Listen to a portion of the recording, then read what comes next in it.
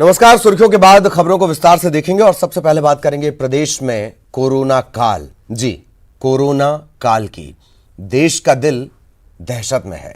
मध्य प्रदेश में आज 15 नए केस सामने आए हैं। मध्य प्रदेश में अब तक आंकड़ों की अगर बात कर ली जाए 405 कोरोना के मामले सामने आ चुके हैं, संक्रमण के मामले सामने आ चुके हैं। 32 कोरोना पॉजिटिव मरीजों की मौत हो चुकी है। इंदौर में 213 पॉजिटिव केस हैं, 23 की मौत हो चुकी है। 14 मरीज स्वस्थ भी हुए हैं। मुरैना में 13 केस, उज्जैन में 15 मामले, इनमें से 5 की मौत। जबलपुर में 9 संक्रमण के मामले, 4 मरीज स्वस्थ होकर घर लौट गए हैं। भोपाल में 94 कोरोना पीड़ित। इंदौर के बाद भोपाल की स्थिति सबसे ज्यादा खराब, 94 पीड़ित, 1 की मौत, 2 मरीज डिस्चार्ज किए गए हैं यानी स्वस्थ हो गए। ग्वालियर में 6 केस सामने आए हैं, 2 मरीज इसमें से स्वस्थ हो गए। शिवपुरी में 2 केस सामने आए, 1 मरीज स्वस्थ हुआ। खरगोन में तेजी से मामला बढ़ रहा है, 14 मामले, 2 मरीजों की मौत हो चुकी है इनमें से। छिंदवाड़ा में 4 कोरोना पॉजिटिव, 1 मरीज की मौत हो चुकी है। इसी 1 मरीज का ये बाकी के जो 3 हैं इन्हें संक्रमण लगा है। बड़वानी में 14 कोरोना केस सामने आए हैं, विदिशा में 2, बैतूल में 1, होशंगाबाद में तेजी से संख्या बढ़ रही है 6, श्योपुर में 1 केस, रायसेन में 1 केस, खंडवा में 5, धार में 1, देवास में 3, शाजापुर में 1 कोरोना पॉजिटिव। मध्य प्रदेश में आंकड़ा 405।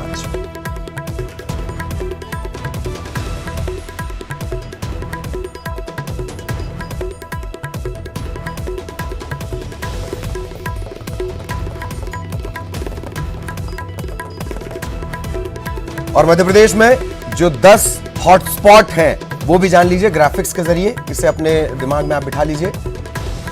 इंदौर इसमें शामिल है, भोपाल, उज्जैन, मुरैना, जबलपुर, ग्वालियर, खरगोन, बड़वानी, होशंगाबाद, खंडवा। ये वो जिले हैं जो हॉटस्पॉट के तौर पर चिन्हित किए गए हैं, आइडेंटिफाई किए गए हैं। इंदौर और भोपाल में संक्रमण की संख्या, संक्रमण के मामले सबसे ज्यादा हैं।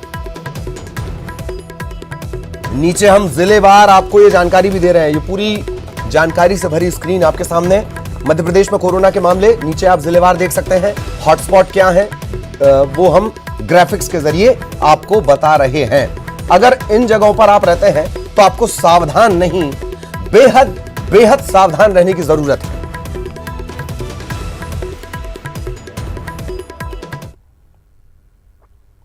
और सबसे पहले बात इंदौर की, जहां कोरोना का खतरा लगातार बढ़ता जा रहा है। यहां कोरोना पॉजिटिव 1 और मरीज की मौत हो गई। इसके साथ ही इंदौर में मृतकों की संख्या 23 तक पहुंच गई है, जबकि प्रदेश में, पूरे सूबे की बात की जाए, मध्य प्रदेश की मृतकों की संख्या 32 है। एक जो और मौत हुई है, इस व्यक्ति ने अरविंदो अस्पताल में दम तोड़ा है। 44 साल इसकी उम्र। 7 अप्रैल को इसे भर्ती करवाया गया था। कोरोना पॉजिटिव 7 अप्रैल को इसके कोरोना पॉजिटिव होने की जानकारी मिली थी। उसके बाद से यह अस्पताल में लगातार इसका इलाज चल रहा था, जान नहीं बचाई जा सकी।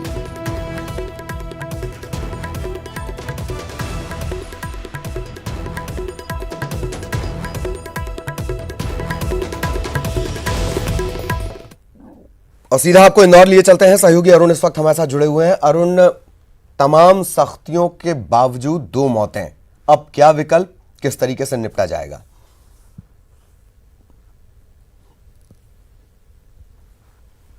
बिल्कुल, देखिए युद्ध स्तर पर तो काम कर रहा है स्वास्थ्य विभाग और दूसरे अमले भी लगातार काम कर रहे हैं। और लॉकडाउन है पूरे शहर, जितने भी जहां भी ये पॉजिटिव मिल रहे हैं मरीज, वहाँ पर लॉकडाउन भी है। और इंदौर की अगर बात की जाए तो इंदौर की तो सभी सीमाएं सील कर दी गई हैं। खासतौर से भोपाल और इंदौर की जो सीमा है उसको पूरी तरह से सील कर दिया गया है। और यहाँ पर जो भी गाड़ी लेकर जाएगा उसकी गाड़ी भी जब्त करने के आदेश आईजी ने दिए हैं। तो इतनी सख्ती के बावजूद लगातार कोरोना पॉजिटिव मरीज मिल रहे हैं और सबसे ज़्यादा संख्या 213 तक इंदौर में पहुंच गई है। और मध्य प्रदेश की अगर बात की जाए तो ये 405 कोरोना पॉजिटिव मरीज पाए गए हैं। और इंदौर तो अभी रेड जोन में है, लगातार मरीजों की संख्या बढ़ रही है।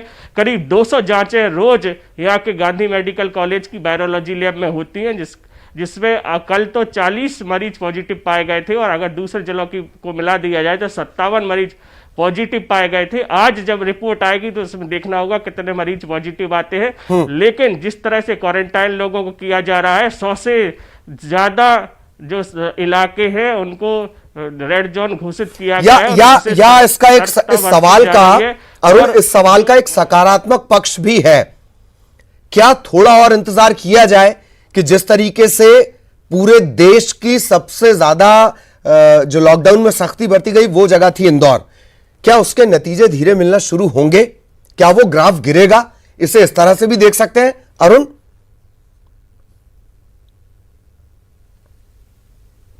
देखिए, उम्मीद तो यही की जा रही है, भीलवाड़ा मॉडल को अपनाने की कलेक्टर ने बात की थी कि भीलवाड़ा में जिस तरह संपूर्ण लॉकडाउन कर दिया था और वहाँ के नतीजे अच्छे आए थे, उसी प्रारूप को इंदौर में भी लिया गया और इंदौर में तो दूध तक की सप्लाई बंद कर दी, लेकिन उसका नतीजा जो था वो सही नहीं निकला, क्योंकि जब शाम को दूध की दुकानें खुली तो लोगों की भीड़ उमड़ पड़ी और सोशल डिस्टेंसिंग का ख्याल नहीं रखा गया और लॉकडाउन का जो फायदा था वो नहीं मिल पाया, क्योंकि इससे क्या सोशल डिस्टेंसिंग नहीं बरतने से संक्रमण की आशंका बढ़ गई। लेकिन अब तो यहाँ पर दूध है वो घर घर सप्लाई हो रहा है, लेकिन सब्जियां की सप्लाई पूरी तरह से बंद है, पूरा इंदौर बंद है। और जिस मकसद से लॉकडाउन किया गया था, कलेक्टर ने किया था, जल्दबाजी में निर्णय लिया था दूध की सप्लाई बंद करने का, उसका फायदा या उसका असर दिखाई नहीं दिया और उल्टा जब भीड़ उमड़ी तो संक्रमण बढ़ा और वहीं से ये ज़्यादा मरीज मिलने शुरू हो गए। तो कई डिसीजन थे जो कलेक्टर ने लिए, लेकिन जो सही साबित नहीं हुए। यही कारण रहा कि कोरोना का संक्रमण लगातार बढ़ता गया। हालांकि जो घनी बस्तियां वहाँ के लोगों ने मेल जोल बढ़ा के रखा, सोशल डिस्टेंसिंग नहीं बढ़ती, इसलिए उन इलाकों में ज़्यादा कोरोना पॉजिटिव मरीज पाए गए। लेकिन अब तो ये कई इलाकों में फैल गया और धीरे धीरे शहर के कई हिस्सों में फैलता जा रहा है। जी चलिए अरुण, बहुत बहुत शुक्रिया आपका। हालांकि टेस्ट किट को लेकर भी कई सवाल थे। ये कहा गया था कि 1 अप्रैल को ऑर्डर दे दिए गए थे और 6 तारीख से ये तय किया गया था कि तकरीबन 20-20 हजार किट हर हफ्ते मिलेगी। इसको लेकर भी हमारी नजर लगातार बनी हुई है। शुक्रिया अरुण आपका इस तमाम जानकारी के लिए। अगली खबर का रुख करेंगे। कोरोना संकट से निपटने के लिए सीएम शिवराज सिंह चौहान ताबड़तोड़ तरीके से काम कर रहे हैं। लगातार नेता और अधिकारियों से, कर्मचारियों से उनकी बातचीत चल रही है। इन सब के बीच आज विधायकों से उन्होंने वीडियो कॉन्फ्रेंसिंग के जरिए चर्चा की। विधायकों से भी अपील की गई है कि वो अपने वेतन का 30% हिस्सा इस आपदा के लिए दें।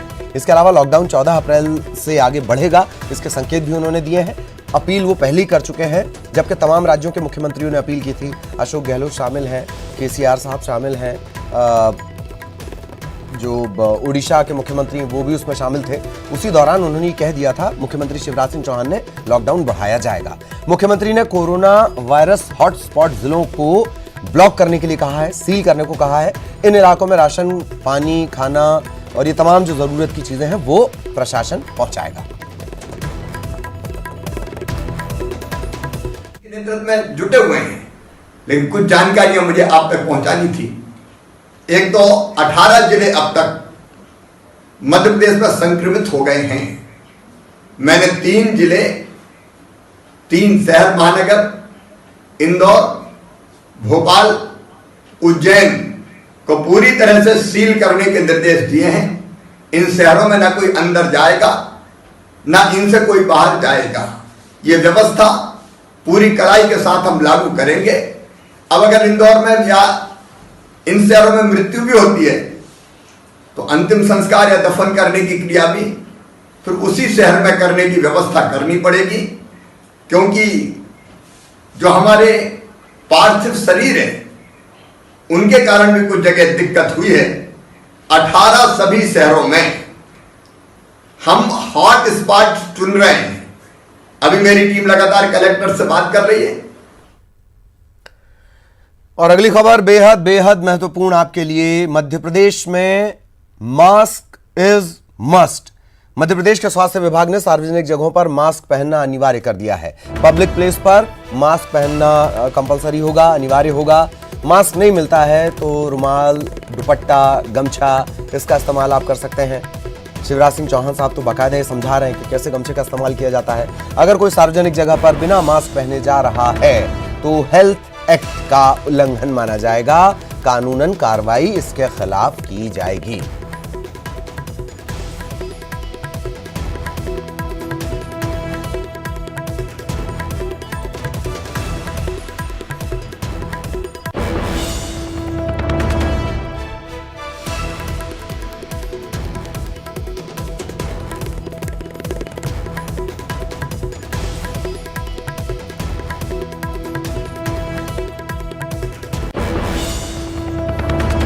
तो मध्य प्रदेश के स्वास्थ्य विभाग ने सार्वजनिक जगहों पर मास्क पहनना अनिवार्य कर दिया है। सहयोगी पूजा इस वक्त हमारे साथ जुड़ी हुई है।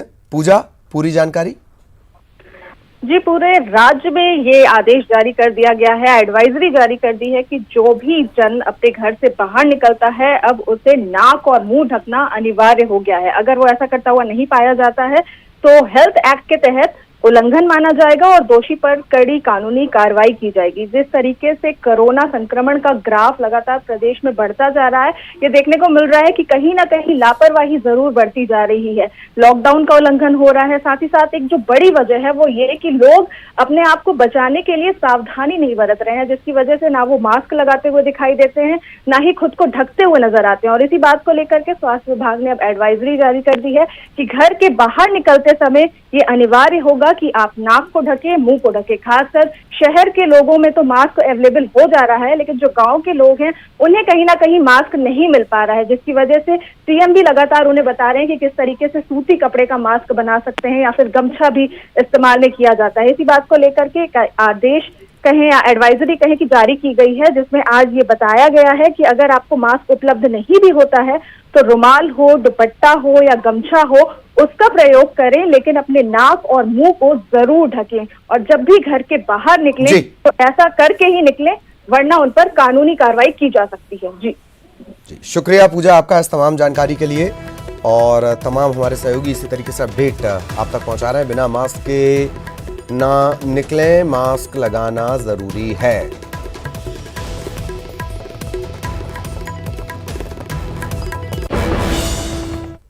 और भोपाल में पुलिस वालों को डॉक्टर्स से मारपीट करना भारी पड़ा है। पहले मामला बता देते हैं।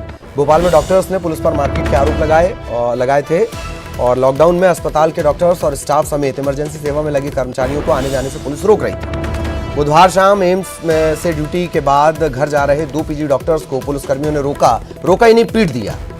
पुलिसकर्मियों द्वारा कथित तौर पर डंडा मारा गया। एक डॉक्टर का हाथ फ्रैक्चर हो गया और जिन पुलिसकर्मियों ने ये मारपीट की, जिन पर ये आरोप लगे, फिलहाल उन्हें लाइन अटैच कर दिया गया है।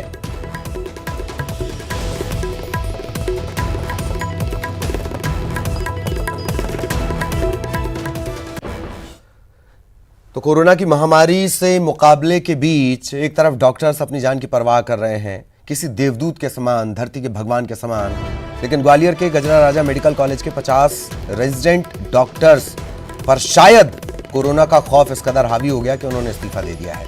हफ्ते भर पहले ही 3 महीने की संविदा नियुक्ति के लिए जीआरएमसी में 92 रेजिडेंट जूनियर डॉक्टर्स ने ज्वाइन किया था और इन डॉक्टर्स को जय आरोग्य अस्पताल, कमला राजा अस्पताल, सुपर स्पेशलिटी अस्पताल यहां तैनात किया गया था। हफ्ते भर के भीतर ही शायद इन डॉक्टर्स पर कोरोना का खौफ इस कदर हावी हो गया, सभी ने इस्तीफे दिए, घर के लिए रवाना हो गए।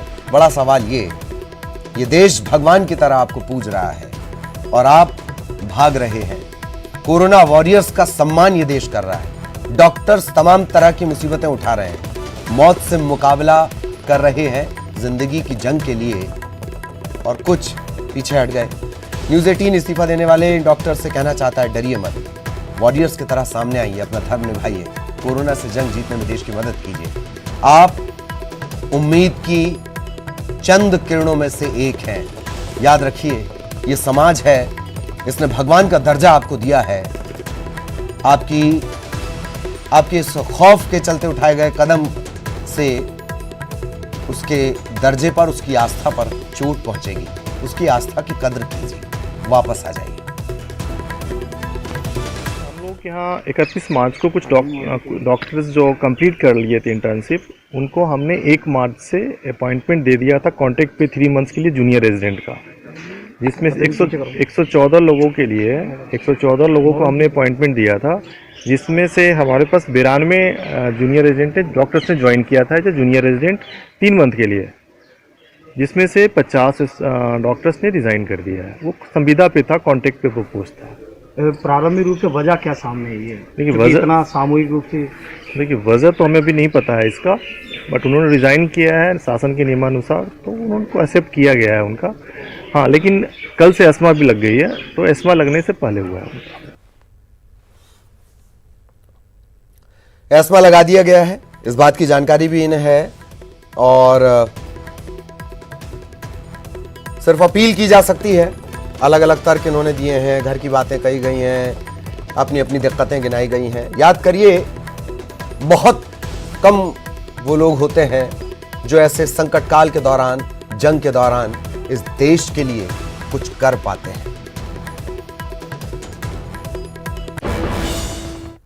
कोरोना से डरना नहीं है, डटकर लड़ना है, मुकाबला करना है, वायरस की चेन ब्रेक कर उसे दूर भगाना है।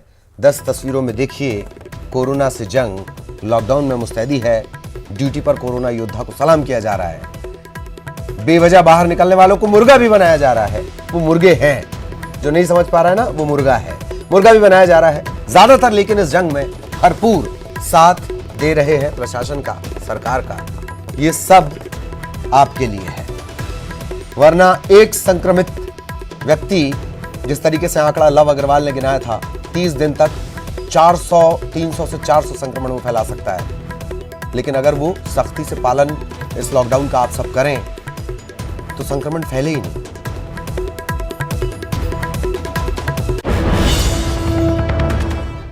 ब्रेक के बाद बड़ी खबर, कोरोना को लेकर सीएम शिवराज ने समीक्षा बैठक ली है और कोरोना सहायता के लिए, कोरोना की आपदा के वक्त आईफा आयोजन की जो राशि थी वो इस आपदा से निपटने के लिए दी जाए। सीएम ने आईफा में निवेश करने वालों से अपील की है। कोरोना आपदा के लिए सीएम राहत कोष में राशि दे दी जाए। आईफा की राशि से जनता का भला हो सकता है। आपको याद दिला दें, इंदौर में आईफा का आयोजन होना था। कई बड़े निवेशक इस आयोजन का हिस्सा बन रहे थे, लेकिन कोरोना संक्रमण के चलते ये आयोजन आखिरकार रद्द करना पड़ा। और अब सीएम अपील कर रहे हैं उन निवेशकों से जो आईफा के निवेशक थे कि उस पैसे को सीएम राहत कोष में दिया जाए ताकि भला हो सके लोगों का।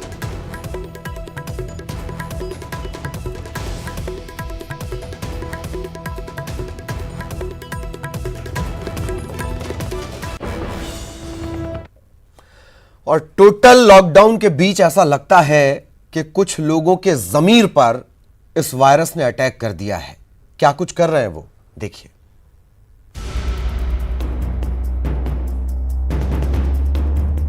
ऑनलाइन खरीदी के लिए यह संदेश भोपाल के अरेरा कॉलोनी इलाके के एक ग्राहक ने भोपाल जिला प्रशासन की तरफ से अधिकृत स्टोर को भेजा और जवाब आया कि घर पहुंच सेवा के लिए कम से कम 1500 रुपए की खरीदी करनी पड़ेगी।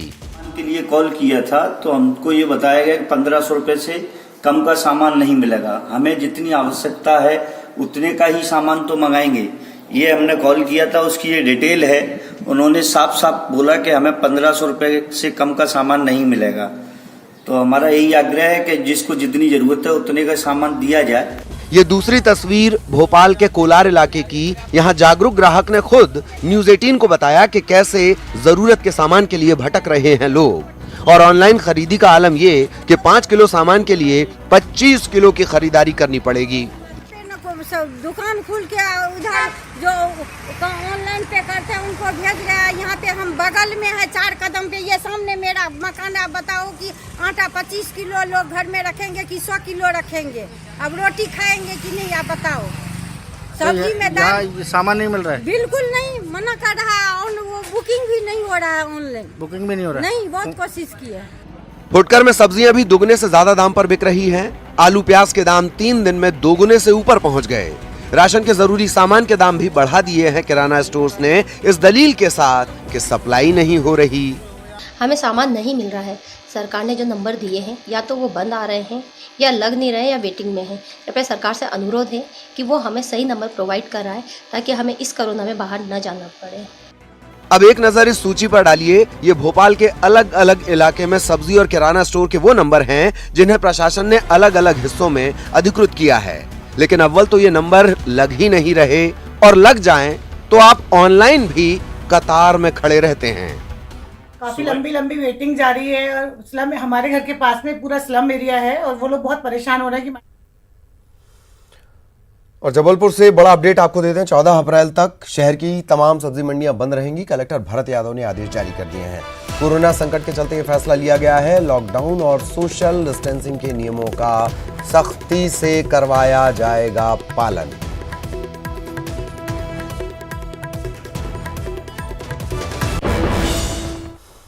और कोरोना को लेकर कोई कंफ्यूजन लोगों में ना रहे, पूरी जानकारी, सही जानकारी मिले, इसी वजह से न्यूज़ 18 ने कोरोना कंट्रोल रूम बनाया है। एक्सपर्ट्स और डॉक्टर्स के जरिए हम जवाब देने की कोशिश करते हैं। इसी कड़ी में दिल्ली के मनोचिकित्सक डॉक्टर समीर पारेख हमसे जुड़े और सवालों के जवाब दिए।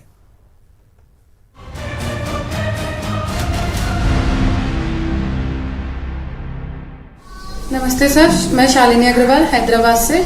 मेरी उम्र 28 वर्ष है। सर, आजकल कोरोना के बारे में सुनकर डर लगा रहता है कि कहीं कोरोना ना हो जाए। मैं कानपुर से अर्पणा कुलश्रेष्ठ आपसे ये पूछना चाहती हूँ कि मुझे ये डर लगा रहता है कहीं मुझे कोरोना ना हो जाए। मैं लता वैश्य नवी मुंबई महाराष्ट्र से।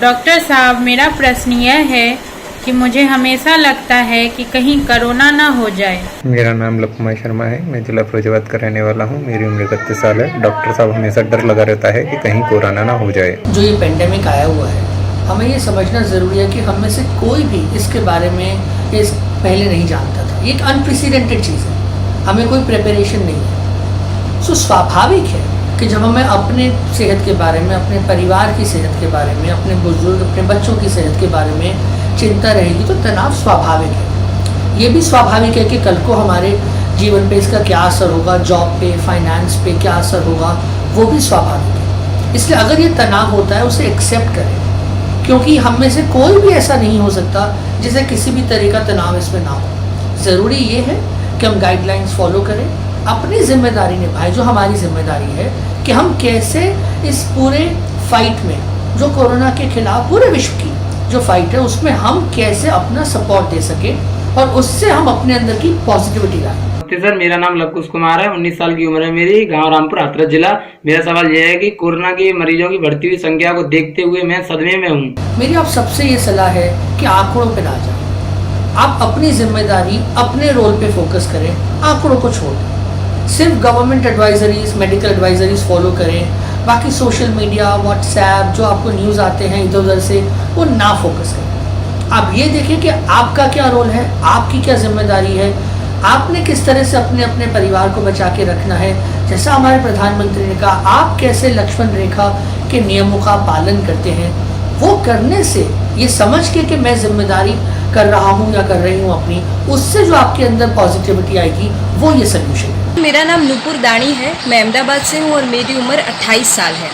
मेरा प्रश्न ये है कि अगर कहीं भी बाजार में छोटी मोटी चीज़ लेने जाओ तो हमेशा एक डर सा लगा रहता है कि भाई शायद कोरोना ना हो जाए। मैं प्रीति त्रिवेदी बेंगलोर कर्नाटका से बोल रही हूँ। मेरा प्रश्न यह है कि जब मैं बाजार जाती हूँ तो कोरोना का डर सताता है, तो इसके लिए मैं क्या करूँ? स्वाभाविक है, अगर हम बाहर जाएंगे तो ये जो डर हमें हो रहा है कि कहीं हम औरों को या कोई हमें ये बीमारी ना फैलाए, ये डर स्वाभाविक है। और एक तरह से इसी डर को हमें यूज़ करके अपनी जिम्मेदारी निभानी है और सोशल आइसोलेशन में गवर्नमेंट का सपोर्ट करना है।